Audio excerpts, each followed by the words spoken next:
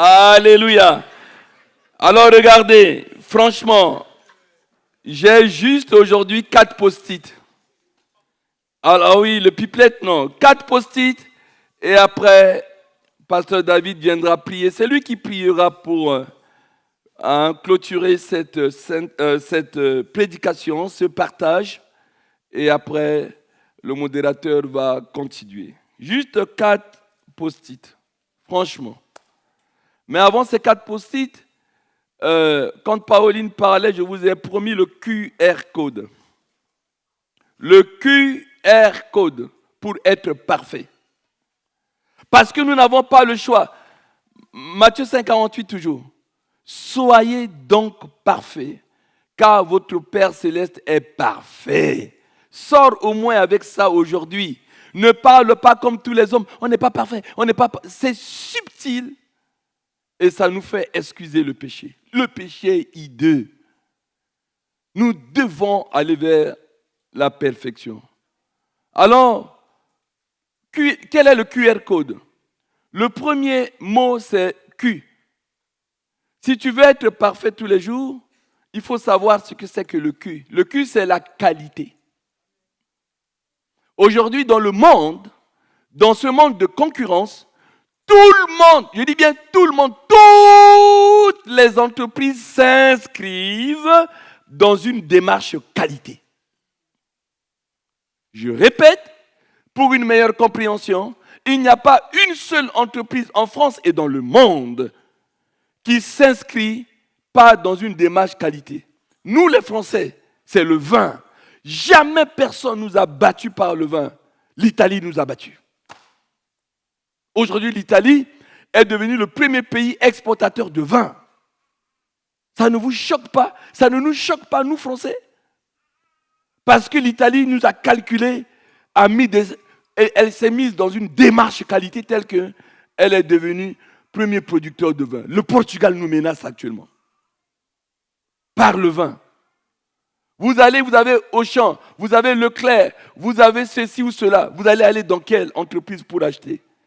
Alors ils disent, voilà notre service après-vente. Si vous achetez quelque chose chez nous, on va vous suivre pendant 3 mois, 6 mois. On nous donne des garanties pendant 2 ans, 4 ans. On nous attire, on nous appâte.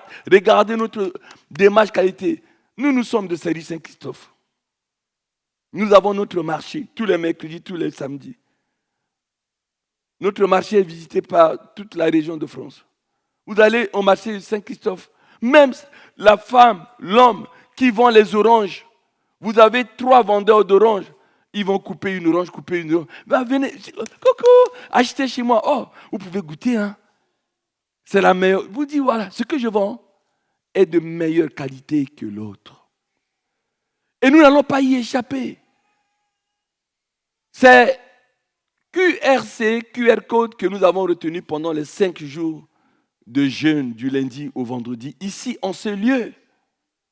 Ici en ce lieu. Nous avons terminé presque avec 100 personnes en ce lieu et même pas presque, on a dépassé. On était quasiment le même nombre que ce matin, vendredi. On était touchés. Parce que les chrétiens qui sont là, on a dit, on ne veut pas une église pleine de gens, méga church ou quoi. Non pas, on est contre pas les méga church, mais on veut que les gens soient pleins de Dieu. S'inscrivent dans une démarche qualité. Josias a attendu 18 ans pour faire une Pâque qui est une Pâque de qualité. Quelle est ta qualité de chrétien? Si tu suis un chrétien non pratiquant, tu ne peux pas aller vers cette démarche qualité. Tu es un chrétien qui se contente de dire ah, je ne suis pas parfait, tu n'es pas encore inscrit dans cette démarche qualité. Il faut aller dans cette démarche qualité. Quand je vous dis démarche, vous dites qualité. Démarche? Oui, ça va nous réveiller. Et puis le R, ça a été répété dans les 10 messages que nous avons eus le matin et le soir.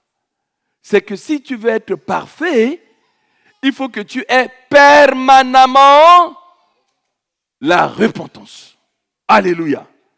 C'est-à-dire que dès que tu vois que tu as un cœur mauvais, tu as quelque chose de amer, Tout à l'heure, il y a une de mes filles qui est venue, qui m'a fait bisou. Je me suis dit, mais je l'ai fait bisou ce matin.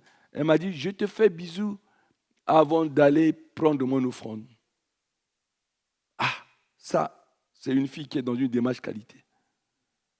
Elle sait que, il y a quelque chose entre elle et son père. Son cœur n'est pas net. Elle vient, elle règle ça. Papa, je viens te dire pardon, je vais prendre mon offrande. Ça, c'est une fille de qualité. Laisse-la ton offrande. Quand tu vas faire ton offrande et que tu te souviens que ton frère a quelque chose contre toi, que tu as quelque chose d'amer dans ton cœur, laisse-la ton offrande. Viens dire pardon et puis tu vas directement. Mais tu viens dans la maison du Seigneur, tu as quelque chose contre ton père, contre ton frère, contre ta soeur, etc. Ou tu penses que ton frère, ton père a quelque chose contre toi. Tu viens, tu écoutes, tu regardes et tu sors. Ce n'est pas un chrétien de qualité. Ça, c'est un chrétien de Congo-ça. C'est un chrétien qui est là, qui va s'inscrire dans une pratique vraiment de médisance, etc. C'est l'acide de l'Église, c'est le poison de l'Église. On rentre, on ne sort pas comme on est rentré. On profite de la Sainte Seine, des offrandes, on lave nos cœurs. On ne vient pas écouter et après sortir, mais je l'ai vu, je ne l'ai même pas dit bonjour. Ça, on plie pour ça. Le Seigneur extirpera tout ça de cette Église.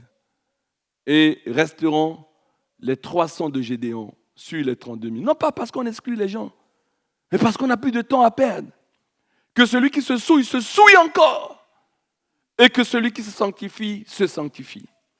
On a s'inscrire dans une démarche qualité, avoir un cœur permanemment de repentance. Et le C, QR code, c'est la crainte. Avoir la sainte crainte dans son cœur. Ça a été répété. Même le matin où le frère Ézéchiel une sœur avait déjà reçu. Et quelle sœur? Une nouvellement baptisée. Keïssa. Elle s'est approchée. Elle a posé des questions comme si elle était une vieille chrétienne. Qu'est-ce qu'on a vécu un bon moment? On est sorti de ce jeûne avec un QR code. So, chaque matin, every morning, lorsque tu wake up, tu prends tu QR code ça. Tu dis, je suis dans une démarche qualité. Mon cœur est repentant. Seigneur, je veux avoir ta sainte crainte. Et automatiquement, tu es parfait. Déjà, en recevant Jésus, tu es parfait. Quand quelqu'un reçoit Jésus comme son sauveur, il est immédiatement, on l'appelle saint. Non pas parce qu'il est saint, mais parce que l'œuvre que Jésus a faite sur la croix, il se l'approprie. Vous avez compris. On est sorti avec un QR code. Démarche qualité, cœur de repentance en permanence et un cœur qui craint Dieu. Avec ça, tu rajoutes Matthieu 5, 48 que tu dois apprendre par cœur. Par cœur. Et tu ne pourras plus ni dire de ton frère, ni de ta soeur, tu n'es pas parfait, ni d'un pasteur. Déjà, en ce qui me concerne, une fois que vous voulez parler du pasteur Binois, souvenez-vous qu'il est parfait. Un point barre. C'est tout. Il n'est pas parfait. Non, c'est manque de connaissance. Sinon, tu viens lui dire, pasteur, tu as fait tel péché et je me repentirai puisque j'ai le QR code. Il y a le R dans mon QR. Tu me le montres et je me réponds. Et au moment où je me réponds, automatiquement, je deviens parfait. Automatiquement. Je deviens parfait. Mais arrêtez ça. Arrêtez de dire que les gens ne sont pas... Arrêtez. Ça, ce n'est pas de l'enseignement, ça. Aucun pasteur dans le monde ne peut contredire ce que je dis. Et si un pasteur vous dit, ah non, le pasteur qui dit ça, c'est faux, on n'est pas parfait, priez pour lui. Donnez-lui une QR code. Il est chelou. On doit tendre vers cette perfection et on doit l'être. C'est marqué.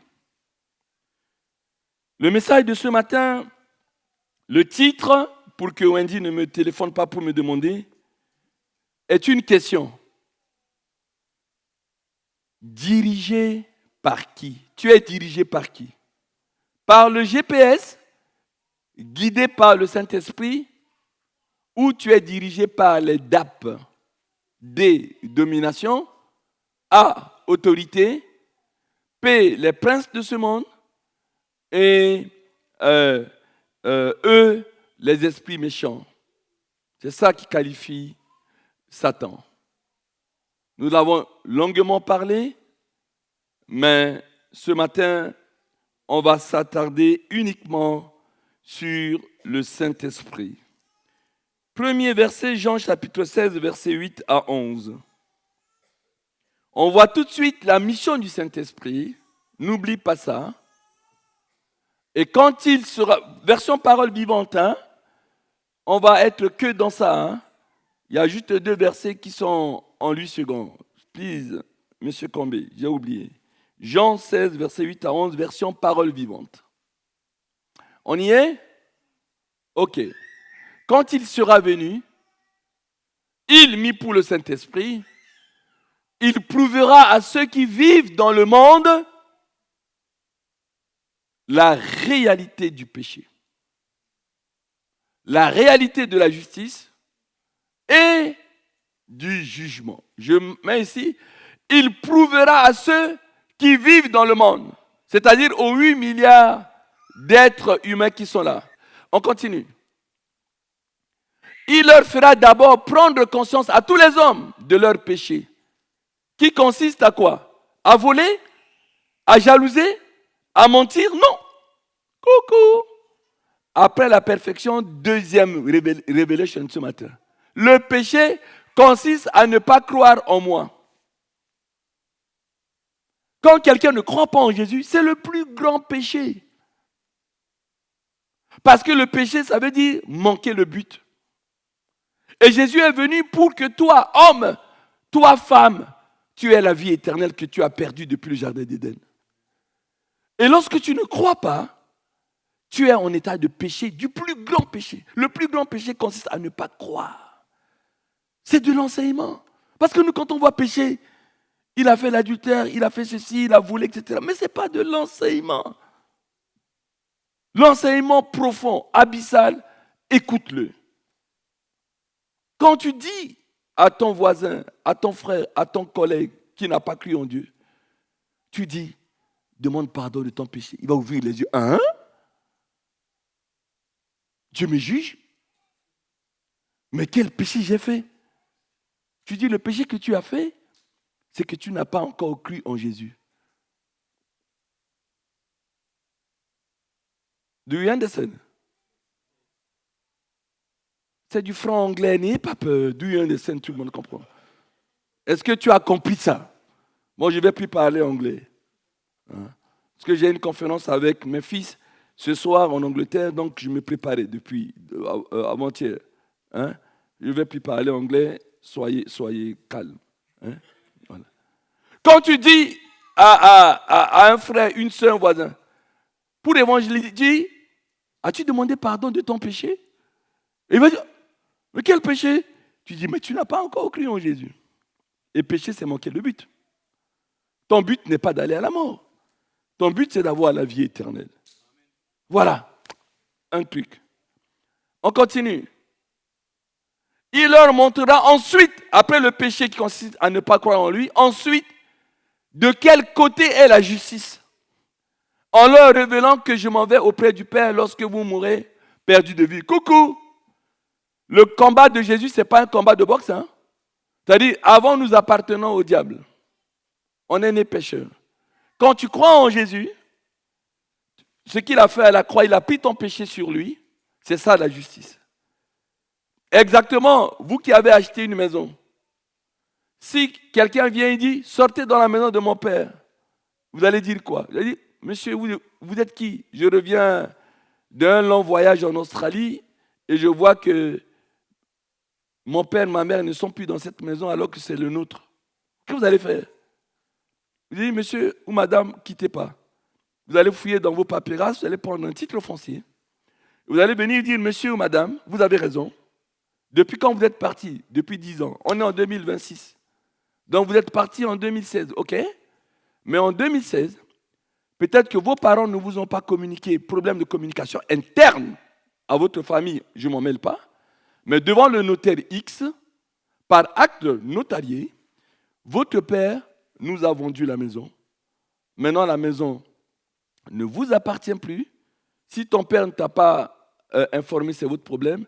Mais depuis, il y a un transfert de propriété entre votre père qui s'appelle M. Dupont et à moi qui s'appelle M. Durand.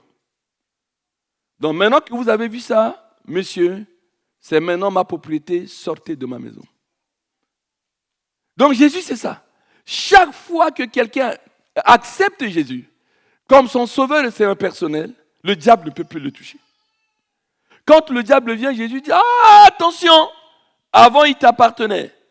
Mais tel jour, il m'a accepté comme son sauveur. Donc maintenant, il est derrière moi, je suis le bouclier. Tu ne peux plus le toucher. C'est ça ce qu'on appelle la justice. Il est juste. Et ensuite, il est venu, c'est le Saint-Esprit qui convainc de péché, de justice et de jugement. Il va nous expliquer maintenant le jugement, dernier verset. Enfin, le Saint-Esprit, il leur ouvrira les yeux au sujet du jugement divin, puisque le dominateur de ce monde est d'ores et déjà condamné. 1 Jean 5, 19 à 20. 1 Jean 5, 19 à 20. Nous savons que nous appartenons à Dieu. Nous qui avions cru en Jésus, nous le savons. Mais nous faisons donc partie de sa famille, c'est clair. Alors que le monde entier est sous la coupe du diable. Tant que tu n'as pas accepté Jésus comme ton sauveur, tu restes encore sous la coupe du monde. Ce monde-là, ce n'est pas encore le paradis, ce n'est pas dirigé par Jésus. Jésus dirige la vie de ses enfants.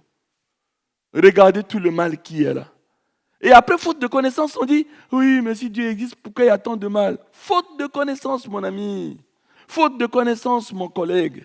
Faute de connaissance, cousin, oncle, tante, neveu. Ce n'est pas le monde de Dieu. Jésus est venu pour nous donner le monde que nous avions perdu. Donc si tu l'acceptes, tu feras partie de la partie A. Tu appartiendras. Nous appartenons à Dieu. Quand on baptise quelqu'un, on dit à partir de ce jour, tu n'es plus cousin. Moi, j'attends. Voilà, monsieur Bernard Mbola, vous m'avez promis, je dois vous baptiser avant la fin de l'année. J'attends mon amie Catherine, Cathy, connue de tout Éragny, de la baptiser. Parce que c'est des cousines. Et quand je vais vous baptiser, toi Bernard, toi Cathy, en 2026, là, vous allez appartenir à Dieu. Vous allez faire partie donc de sa famille, de la famille de Jésus-Christ. Alors que le monde entier est sous la coupe vraiment du diable. Deuxième point, on a compris le Saint-Esprit et lui là, il vit en nous. Quand on dit qu'il est témoin, on est témoin. Lorsqu'on témoigne, il va utiliser ça pour dire coucou. Tu sais, le diable vient égorger, détruire et tuer. Tu te fais manipuler par, on a vu dimanche dernier, quel esprit t'anime, quel esprit t'a inspiré. Le diable vient égorger, détruire et tuer. Il vient, il sait qu'il est maintenant en enfer, il veut enrichir l'enfer. Et toi, tu dois venir dans le paradis. C'est ça la mission. Ce n'est pas toi qui vas convaincre un homme, une femme comme toi. Mais c'est le Saint-Esprit, n'oublie jamais. Personne n'est venu à Dieu sans la conviction du Saint-Esprit. C'est le Saint-Esprit qui met cela à cœur d'un homme ou d'une femme pour devenir chrétien. Ça nous rend humbles. Ce n'est pas toi qui as rendu ton frère ou ta soeur chrétien. Il a utilisé ton témoignage, ton accompagnement, ton évangélisation. Mais ce n'est pas toi. Deuxième point, Actes chapitre 2, verset 46. À la Pentecôté, lorsque le Saint-Esprit est descendu, ils étaient combien à la chambre haute? Ils étaient combien les disciples? 120, très bien. Sur les 120, eh bien, dès que le Saint-Esprit est arrivé, il est marqué que jour après jour, d'un commun accord, ils se retrouvaient dans la cour du temple. On retourne à lui second. Acte 2, 46. Je cherche un mot. Assiduité. Ils étaient chaque jour tous ensemble assidus au temple. On s'arrête à la partie A. Toute cette semaine, du lundi au vendredi, on a lié l'esprit d'absentéisme. Lorsque Jeff est venu me dire ce matin, on a descendu des chaises, notre prière est exaucée. Ce n'est pas normal. L'esprit d'absentéisme est un esprit qui nargue l'Église. Quelqu'un qui reçoit le Christ, qui se baptise, et toute la semaine, Dieu le protège. Nous n'avons aucune idée même de la protection de Dieu. On peut faire des accidents, y compris des accidents cérébrovasculaires. On ne sait pas. Un incendie dans notre pays de France, près de 40 000 déplacés. Un feu, ce sont les trucs naturels de Dieu. L'eau, on ne peut pas l'arrêter. Alors qu'on construit même des armes nucléaires. On est incapable de construire un produit, un comprimé où on peut jeter comme ça dans le feu et le feu s'arrête. On voit à la télé, là, on tire un long tuyau pour éteindre un truc comme si on était à quel âge, etc. Mais la recherche, elle est où? On a des avions bombardiers, on est complètement dépassé. Des pompiers sont morts cette semaine. On est incapable devant les phénomènes naturels. Moi, je vois Dieu dans tout ça. Dieu garde sa souveraineté. Il y a des choses que l'homme ne peut plus maîtriser. L'eau, la mer, quand elle déborde, l'eau est inarrêtable. Tu ne peux pas. Tu ne peux pas arrêter l'eau, quelle que soit l'évolution de la science, quel que soit l'orgueil des scientifiques. C'est Dieu qui est au contrôle, qui maîtrise toute situation. Le feu, personne ne peut maîtriser. Devant nous. Alors crois en Dieu. Crois en Dieu. Ils étaient assidus. On retourne au verset 42 à 43. Là, on était au verset 46. Ils sont remplis du Saint-Esprit. Ils sont assidus et ils persévéraient dans l'enseignement. L'enseignement dans votre église, c'est vendredi. Mais tu ne persévères pas dans l'enseignement. Tu commences déjà à attrister, voire éteindre le Saint-Esprit. On y reviendra. Ils persévéraient dans la communion fraternelle. Ce que nous avons fait du lundi au vendredi, c'est exactement le verset 46. Ils étaient tous les jours au temple. Coucou!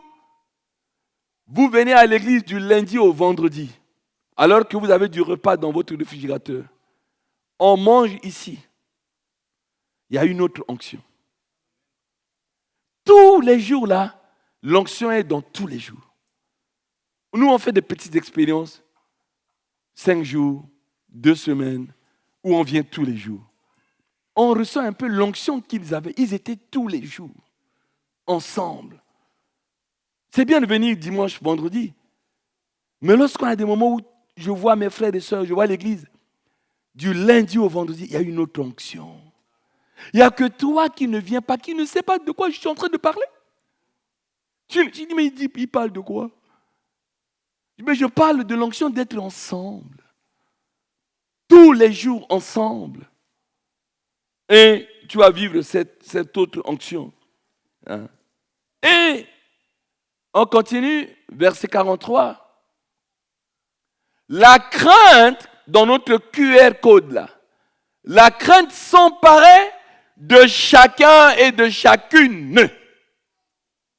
La crainte s'emparait de chacun et de chacune. Conséquence positive et conjonction de coordination, il se faisait pas peu, pas un seul miracle. Là, on a eu un seul miracle. Daisy est enceinte. Mais ce n'est pas un seul miracle qu'il faut. Il se faisait beaucoup de prodiges et de miracles par les apôtres. Aujourd'hui, dans l'église, il n'y a plus beaucoup de miracles. On est en train de prier. Il y a encore nos frères, nos sœurs qui n'ont pas d'enfants. On est en train de prier. Il y a encore des frères et sœurs qui ne sont pas mariés. On est en train de prier. Il y a encore des maladies. On pense à Ézéchiel. On pense à Jess. On pense à Christian. Cette vilaine maladie de la drépanocytose, on n'arrive pas à la terrasser. Pourquoi il n'y a pas beaucoup de miracles? Parce que le diagnostic spirituel est clair. Il n'y a plus de crainte dans les églises. Il n'y a plus de crainte. Lorsque la crainte de Dieu, lorsque le péché devient accidentel dans ta vie, dans ma vie, lorsque j'ai un cœur permanemment de repentance, alors il va se faire beaucoup de prodiges et de miracles. Apôtre, c'est envoyé de Dieu. Ce n'est pas les pasteurs aujourd'hui qui se disent apôtres, etc. Ça, c'est des gens qui ont raté leur vie. Ils n'ont peut-être pas de diplôme et ils se font voir dans les églises. Ils ne veulent même pas qu'on les appelle pasteurs, ils sont apôtres. N'importe quoi. Voilà. Mais lorsque tu as réussi ta vie dans la société et Dieu t'a couru après pour que tu sois pasteur, etc., tu es un autre. Apôtre, ça veut dire envoyé. Lorsque tu es envoyé auprès de ton frère, lorsque tu es envoyé auprès de tes voisins, lorsque tu es envoyé auprès de tes collègues, tu es apôtre. Parce que c'est un message apostolique qui est là, tu apportes. Et ça, c'est clair là. Tu peux prier. Que tu t'appelles Jérémie ou pas. Tu es apôtre. Tu es envoyé de Dieu. Apôtre n'est pas un diplôme, n'est pas un titre qu'on décerne. Des gens qui sont en manque de reconnaissance. Je ne jette pas le discrédit sur tous les apôtres, mais vous comprenez bien ce que je veux dire. C'est clair. Attention. Il se faisait beaucoup de miracles. Pourquoi il n'y a pas de miracles aujourd'hui? Il y en a un par-ci, deux par-là, on acclame. Mais dans une église, il faut qu'il y ait beaucoup de miracles. Beaucoup. Moi, Dieu m'a toujours utilisé. Dans l'église où je suis pasteur, il n'y a pas de chômage. Mais pourquoi on ne peut pas dire, dans cette église, tout le monde cherche du travail, trouve, il n'y a pas de chômage. Après, on dit, il n'y a pas de maladie. Tous ceux qui sont malades sont guéris. C'est marqué dans la Bible. Ils guérissaient toutes les maladies. Les apôtres passaient comme ça, leur ombre, on étalait les malades. Leur ombre, OM, guérissait les malades. Mais nos bishops qui friment aujourd'hui, je ne sais où, sur Internet, à l'époque, on prenait un mouchoir, on touchait Paul, on allait toucher les malades, ils étaient guéris.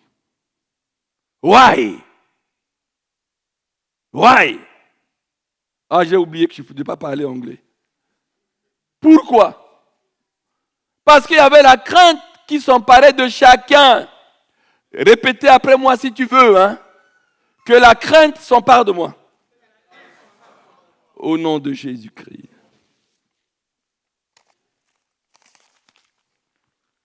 Point 4. Après, c'est la conclusion et le pasteur vient prier. Éphésiens chapitre 4, verset 30, c'est juste un rappel. À 31, parole vivante. L'autre constat après la crainte, c'est que le Saint-Esprit qui doit faire ses mouvements, nous l'avons attristé. N'attristez pas le Saint-Esprit par lequel vous avez été marqué d'un sceau comme propriété de Dieu pour le jour de la délivrance finale. Vous l'avez reçu comme un gage de votre libération complète et définitive. Verset 31. Faites disparaître au milieu de vous. Coucou, suis ça. Toute mauvaise humeur. Si on filme là, il y a des gens qui sont encore de mauvaise humeur. Toi, tu es venu de toi-même. Pourquoi tu viens avec une mauvaise humeur? Fais disparaître toute mauvaise humeur, toute aigreur, quelque chose de aigre dans ton cœur. Avant même d'aller prendre le repas du Seigneur. Toute rancune. Coucou. Dans ton cœur, y a-t-il une rancune? Fais disparaître ça. Toute rancune et tout esprit de revendication. Aïe! Les murmures, on a vu cette semaine. Des chrétiens qui aiment revendiquer. Je revendique ça, je revendique ça, je revendique ça, je revendique ça, je revendique, je revendique, je revendique, je revendique. Ils sont essoufflés par le fait de revendiquer. Toute revendication. C'est vrai que la revendication est un esprit français. Lorsque moi je vais à Birmingham, en Angleterre, on dit, mais vous les Français, quand est-ce que vous travaillez? Tous les jours, vous êtes dans la rue.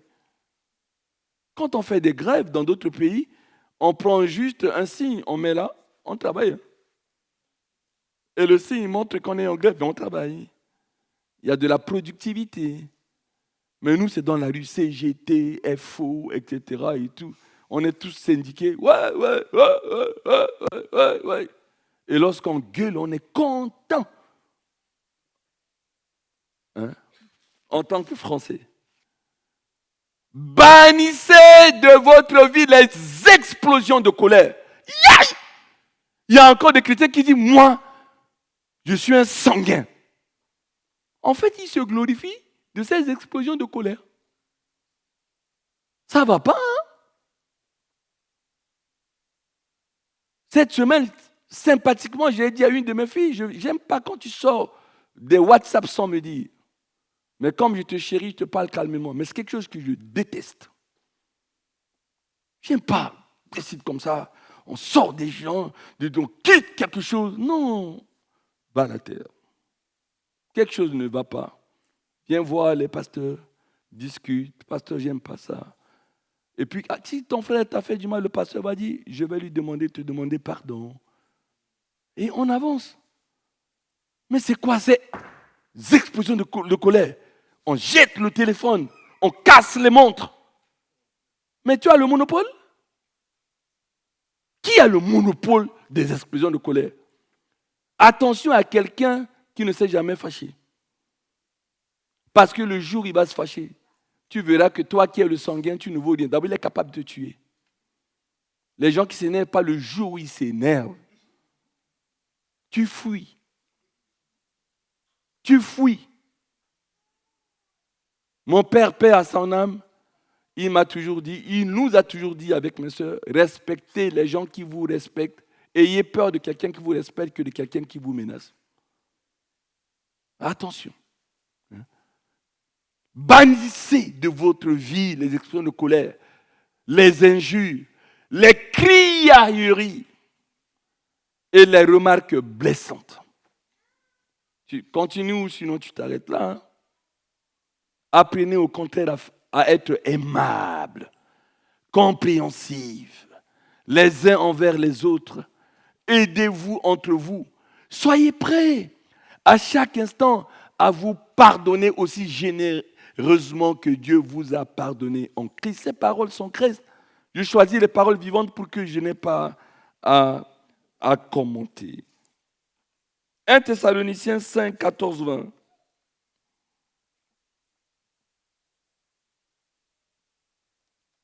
Nous vous engageons, frères, à avertir ceux qui vivent sans discipline. Ça rejoint notre SDR. Sérieux, discipline et rigueur. Avertir ceux qui vivent sans discipline et refusent de se plier au bon ordre dans votre assemblée. La Bible est d'actualité. Il y a des gens qui refusent volontairement de se plier au bon ordre. Non. On va dire, c'est là où on doit s'asseoir. C'est comme ça qu'on doit faire. Non, je n'en veux pas. Mais ces pasteurs-là, ils sont en manque de reconnaissance. Quoi. Ils aiment décider. Non, on applique la Bible. Reprenez, verbe reprendre. Toi qui penses que reprendre c'est méchant là. Reprendre les oisifs, reprenez les oisifs et les paresseux. Relevez les découragés, encouragez les timides, réconfortez les craintifs, soutenez les faibles. Soyez très, très patients envers tous. Vous pouvez continuer à la maison le reste. Conclusion. Romains 8, 14. Romains 8, 14. Car ceux qui se laissent diriger, ça ne me plaît pas cette version, on retourne à lui second. Je cherche le verbe conduire, cool. Car tous ceux qui sont conduits par l'Esprit de Dieu sont fils de Dieu. Ça veut dire que le contraire est vrai. Si tu es conduit par tes instincts, par des esprits qu'on a développés dimanche dernier, tire la conclusion, toi-même, tu n'es pas fils de Dieu. Hein? Fils de Dieu n'est pas venir dans une église ou dire qu'on est fils de Dieu. Hein? Car tous ceux qui ne sont pas conduits par l'Esprit de Dieu ne sont pas fils de Dieu. Révélation. Je vais libérer une révélation. Le Saint-Esprit n'est pas qu'un GPS. Quand on met le GPS, le conducteur peut obéir ou non au GPS. Moi, j'ai été chauffeur-livreur à 20 ans. C'est mon premier travail. Paris 13e. Je maîtrisais tous les boulevards. Et je le dis toujours, on est à Paris avec ma femme. Mais tourne ici, le GPS dit, ah maman, laisse. On tourne ici, on arriverait vite. J'épate ma femme avec ma connaissance de Paris. Donc, je n'obéis pas au GPS. Par exemple. Et parfois, je peux être dans une ville, je ne connais pas. Pourtant, je n'obéis pas au GPS parce que j'ai mis ma musique à fond, ou j'ai mal interprété, ou j'ai mal entendu. Voilà. On n'obéit pas. Et la révélation, c'est que Saint-Esprit, être ton GPS, c'est mieux, mais il veut que tu quittes le volant et que lui-même conduit. Dis à ton voisin, sois le passager et non le conducteur. Répète-lui encore, sois le passager et non le conducteur. Dans ta voiture de vie, lorsque c'est le Saint-Esprit qui est au volant, et lui-même va suivre son GPS parce que c'est lui qui l'a conçu. Et nous, on est passagers. C'est pour ça qu'on vous dit, je vous épargne des autres versets, le Saint-Esprit empêcha, nous a empêchés. On voulait aller en Asie, en Cappadoce, prêcher, évangéliser. Le Saint-Esprit nous a empêchés. Parce que c'est lui le conducteur. Disons, amène-nous en Cappadoce, amène-nous en Asie, il va ailleurs. Il faut que ce soit lui qui nous conduit. Lâche le volant.